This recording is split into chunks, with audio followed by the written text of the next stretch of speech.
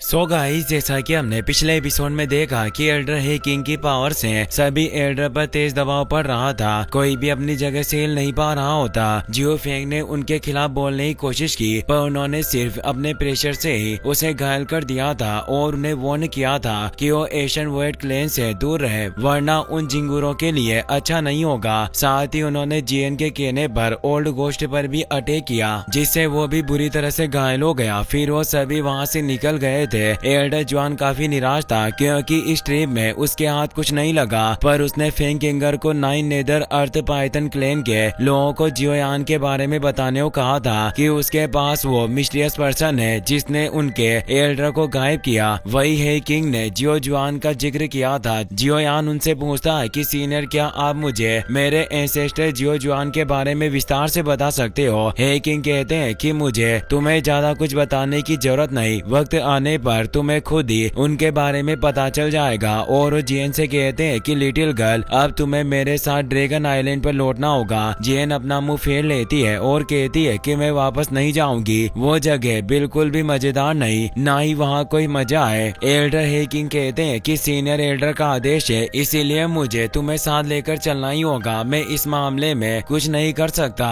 साथ ही तुमने अभी तक एशियन ड्रैगन क्लेन की विरासत को भी पूरा नहीं किया है, जिससे तुम्हारी पावर नहीं बढ़ी, और अब तुमने ड्रैगन फिनिक्स ओरिजिन फ्रूट को भी हासिल कर लिया है, इसीलिए तुम्हें उस फ्रूट का एजो करने के लिए वापस एशियन वॉइड ड्रैगन क्लेन में लौटना चाहिए। जियन कहती है कि मुझे आपकी कोई बात नहीं सुननी, और वो जियोयान के पीछे जाकर छिप जाती है और उन्हें चिढ़ाने लगती है। एल्डर हे किंग कहते हैं कि तुम अपनी करंट स्ट्रेंथ के साथ जियोयान के साथ रहोगी तो तुम उस पर सिर्फ एक बोझ ही बनोगी। क्या पता एक दिन तुम्हारी वजह से जियोयान की जान मुसीबत में पड़ जाए, इसीलिए एक बार तुम अपनी एशियन वॉइड ड्रैगन की विरासत को पूरा कर लो तो तुम्हारी ताकत काफी बढ़ जाएगी और कोई भी तुम्हें फिर कहीं भी जाने से नहीं रोकेगा। साथ ही उस समय तुम किसी पर बोझ भी नहीं रहोगी। जियोयान उनकी बातों को समझता है, पर जियन जियोयान से दूर नहीं होना चाहती थी, इसीलिए वो काफी दुखी होती है। जियोयान लिटिल फेई डॉक्टर भी काफी दुखी होते हैं। लिटिल फेई डॉक्टर कहती है कि अगर मेरे जाने से जियोयान सलामत रहेगा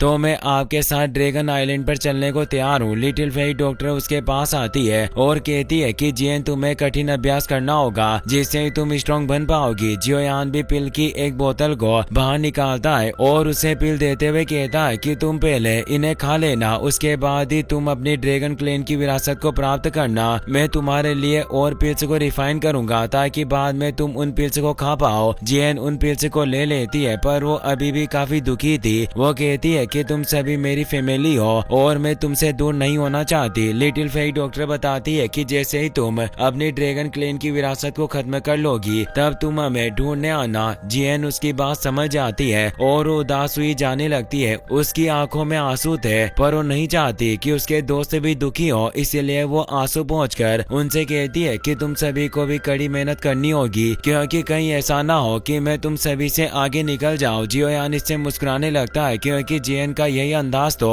उसे पसंद है। वो कहती है कि तुम मेरे लिए एडवांस में पिल को रिफाइन करके रखना, क्योंकि ड्रैगन आइलैंड का खाना इतना अच्छा नहीं होता, इसीलिए जब मैं वापस लौटूंगी तो मैं काफी भूखी रहूंगी। जियोयान उसकी बात समझ जाता है। एल्डर हे किंग भी से इमोशनल हो जाते हैं। जियन उन सभी से बाय करती है। हे किंग कहते हैं कि बिग गाय जियोंग, तुम भी मेरे साथ आ सकते हो, क्योंकि तुम्हारे एशियन ड्रैगन बेयर क्लेन मेरे वॉइड एशियन ड्रैगन क्लेन का एक सब ओबिडेंट कबीला है, इसीलिए ड्रैगन आइलैंड पर हमारे साथ चलने से तुम्हें कई बेनिफिट मिलेंगे। जियोंग इससे काफी खुश होता है और वो उनके पास आ जाता है। हे किंग जियोयान से कहते हैं कि तुम्हें हॉल ऑफ सोल्स से केयरफुल रहना होगा, क्योंकि इस मामले के बाद वो तुम्हें आसानी से जाने नहीं देगा। जियोयान कहता है कि सीनियर, आपके इस रिमाइंडर के लिए आपका तहे दिल से शुक्रिया, लेकिन मेरे पिताजी को हॉल ऑफ सोल्स के द्वारा किडनैप कर लिया गया था, इसीलिए मैं पहले से ही हॉल ऑफ सोल्स के साथ लाइफ एंड डेथ की बैटल लड़ रहा हूँ। रिप्लाई में वो कहते हैं कि अगर ऐसी बात है तो तुम्हें केयरफुल रहना होगा और अपना ख्याल रखना। और अब वो तीनों वहाँ से चले जाते हैं। जियोयान भी जियन के जाने से थोड़ा दुखी था। वो कहता है कि इस लिटिल गर्ल के बिना मुझे फ्यूचर के मनोरंजन में काफी कमी होगी, क्योंकि हमेशा अपनी चुलबुली हरकतों से हमें हंसाया करती थी। अब वो अपने साथियों से बोलता है कि हमें भी अब फालन स्टार पवेलियन में लौटना चाहिए, क्योंकि हमने पहले ही उस सोल ओरिजिन फ्रूट को हासिल कर लिया, इसीलिए मास्टर याओ लाओ की सोल प्रॉब्लम का अब हमारे पास पास एक समाधान है और वो किंग लुआन से कहता है कि तुम एल्डर हु के साथ काम करो और अपने सभी लोगों को इकट्ठा करो, जिससे हम जल्दी फॉलन स्टार पवेलियन में जाने के लिए निकल जाएंगे। सभी उसकी बात समझ जाते हैं। वहीं अब हमें घने जंगलों के बीच नाइन नेदर अर्थ पाइथन क्लेन की एक सर्चिंग टीम को दिखाया जाता है जो मिस्टीरियस गर्ल की तलाश कर रहे थे। तभी उन्हें आगे फेंग किंगर मिलती है। वो उसे कहते हैं कि तुम्हारी हमारे इस नाइन नेदर अर्थ पाइथन क्लेन की टेरिटरी में प्रवेश करने की हिम्मत कैसे हुई, क्या तुम मरना चाहती हो? और वो अटैक के लिए तैयार होता है। फेंग किंगर अपने ओरा को फैलाती है जिससे उन्हें पता चल जाता है कि ओरा हेवन डीमन फिनिक्स ट्राइब का है, जिससे वो परेशान होते हैं। फेंग किंगर कहती है कि तुम चिंता मत करो, मेरा यहाँ आने का कोई बुरा इरादा नहीं है। मैंने हाल ही में तुम्हारे कबीले के बारे में कुछ इम्पोर्टेंट बातें सुनी है कि तुम्हारे कबीले के पावरफुल फाइट एंसेस्टर किसी कारण से गायब हो रहे हैं और मुझे उस मिस्टीरियस पर्सन के बारे में पता चला, इसीलिए मैं तुम्हें यहाँ इन्फॉर्म करने के लिए चली आई। वो अर्थ पाइथन क्लेन का सैनिक कहता है कि मुझे तुम्हारी बातों पर भरोसा आखिर क्यों करना चाहिए। फेंग किंगर कहती है कि तुम्हारे पास यही एकमात्र मौका है जिससे तुम अपने पावरफुल क्लेन मेंबर को बचा सकते हो, इसलिए मेरी बात मानो या ना मानो ये तुम पर ही डिपेंड करेगा। जहाँ तक मुझे पता है वो mysterious person falling star pavilion का यंग सेक्ट लीडर जियोयान की एक साथी है। यह कहकर वहाँ से निकल जाती है। वो सभी जियोयान का नाम सुनकर हैरान होते हैं क्योंकि उनकी अभी तक जियोयान से कोई दुश्मनी नहीं थी। वहीं अब हमें फॉलिंग स्टार पवेलियन का सीन दिखाया जाता है जहाँ फेंग जियान याओ लाओ से कहता है कि भाई मैंने कई पुराने ओल्ड मोस्टर से कांटेक्ट किया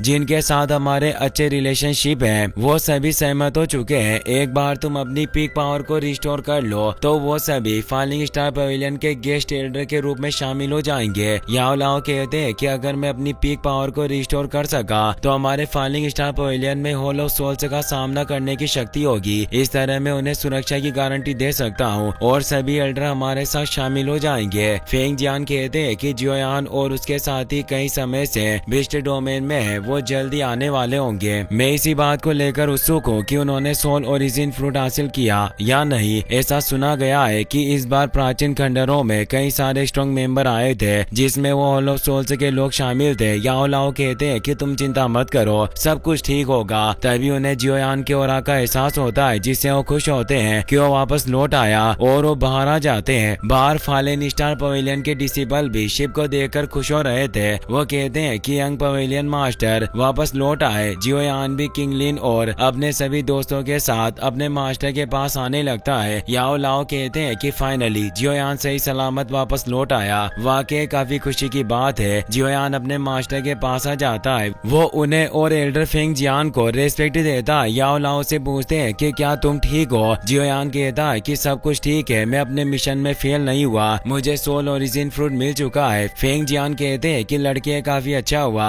अब वो सभी अंदर आ गए जहाँ जियोयान उन्हें सोल ओरिजिन फ्रूट बाहर निकाल कर देता है। उसे देखकर वो दोनों खुश हो जाते हैं क्योंकि वो फ्रूट काफी हाई क्वालिटी का था। याओ लाओ कहते हैं कि ये वाकई एक सोल ओरिजिन फ्रूट है और साथ इसकी क्वालिटी भी सबसे अच्छी है। इससे स्ट्रॉन्गेस्ट मेडिसिनल इफेक्ट होगा क्योंकि गोल्डन ग्रेड का सोल ओरिजिन फ्रूट है। फेंग जियान कहते हैं कि इस गोल्डन ग्रेड के सोल ओरिजिन फ्रूट और जियोयान के पहले दिए हुए जेड स्पीड पावर के दो टुकड़ों से है। भाई तुम्हारी सोल एनर्जी का सोर्स जिसे होलो सोल के द्वारा कैद किया गया था उसे पूरी तरीके से भरा जा सकता है। याओ लाओ जियोयान से कहते हैं कि लड़के तुमने मेरे लिए काफी हार्डवर्क किया, इसीलिए तुम्हारा बहुत बहुत शुक्रिया। साथ ही वो जियोयान के सभी दोस्तों का भी शुक्रिया अदा करते हैं और बताते हैं कि मेरा ये फॉलिंग स्टार पवेलियन आपकी इस काइंडनेस को हमेशा याद रखेगा। लिटिल फेक डॉक्टर उन्हें रेस्पेक्ट देकर बोलती है कि आपको हमारी चापलूसी करने की कोई जरूरत नहीं, हम जियोयान के दोस्त हैं, इसीलिए हम आखिर इस काम में मदद कैसे नहीं करते।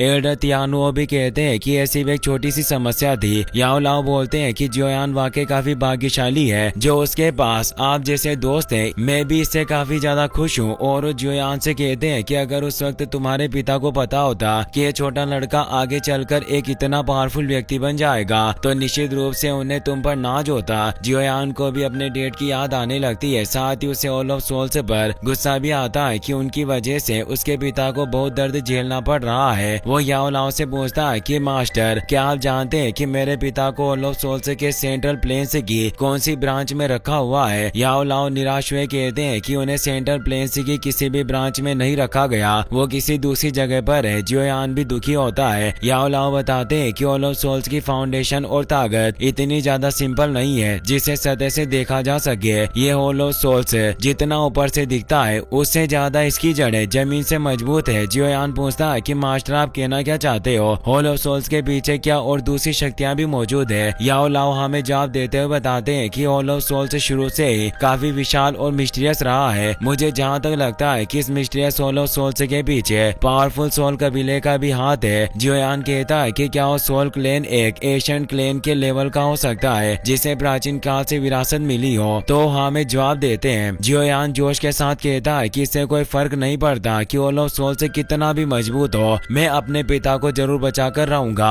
याओ लाओ कहते हैं कि तुम चिंता ना करो, अब मास्टर भी तुम्हारे साथ है। भले ही मुझे अपनी इस ओल्ड लाइफ को भी कुर्बान करना पड़े पर मैं तुम्हारे पिता को बचाऊंगा। तभी किंगलिन की बॉडी में वो 9 नेदर अर्थ पाइथन का हार्ट पॉइजन फैलने लगता है जिसे उससे चक्कर आने लगते हैं और वो नीचे गिर जाती है। सब ये देखकर परेशान होते हैं। लिटिल फेई डॉक्टर उसे संभालती है, उसकी हालत काफी खराब थी। वो जियोयान को बताती है कि उसकी बॉडी में मौजूद एम्परर हार्ट पॉइजन का असर दिखना शुरू हो गया है। जियोयान परेशान होता है। वो अब उसे स्टार मीटेरोइड के प्लेटफॉर्म पर ले आया और वो एक एंटीडोट लिक्विड को तैयार करने लगता है ताकि उस पॉइजन को दूर कर सके। वो पिल बिस्ट के ब्लड को भी एक बोतल में इकट्ठा कर लेता है। पिल बिस्ट जियोयान का दोस्त बन गया था जिससे उसने खुशी खुशी जियोयान को अपना ब्लड दे दिया। जियोयान उसे कहता है कि तुमने अपने ब्लड एसेंस से योगदान दिया, इसीलिए तुम्हारा बहुत बहुत शुक्रिया। तुम्हारे इस योगदान को मैं कंपनसेट जरूर करूंगा। और वो उसे 3 हाई क्वालिटी की पिल देता है जिसे पिल बिस्ट जल्दी से खा लेता है। जियोयान अब उसे वापस अपने स्पेस रिंग में भेज देता है और उस एसेंस ब्लड को भी एंटीडोट लिक्विड के साथ मिला देता है जिससे उसकी क्वालिटी और ज्यादा बढ़ जाती है। जियोयान अब अपनी 3000 लोटस फ्लेम को भी मिक्स कर देता है जिससे वो उस लिक्विड को रिफाइन करने लगता है और वो एनर्जी अब किंगलिन की बॉडी में प्रेस करने लगती है जिससे वो एम्परर हार्ट पॉइजन को धीरे धीरे उसकी बॉडी से बाहर निकालने लग जाता है। इससे किंगलिन की बॉडी पर मौजूद पॉइजन मार्क गायब हो रहे थे। जियोयान सोचता है कि इस पिल बिस्ट के ब्लड एसेंस की मदद से जहाँ तक मुझे लगता है बहुत ही जल्द ये एम्परर हार्ट पॉइजन को मैं इसकी बॉडी से बाहर निकालने में सक्षम हो जाऊंगा।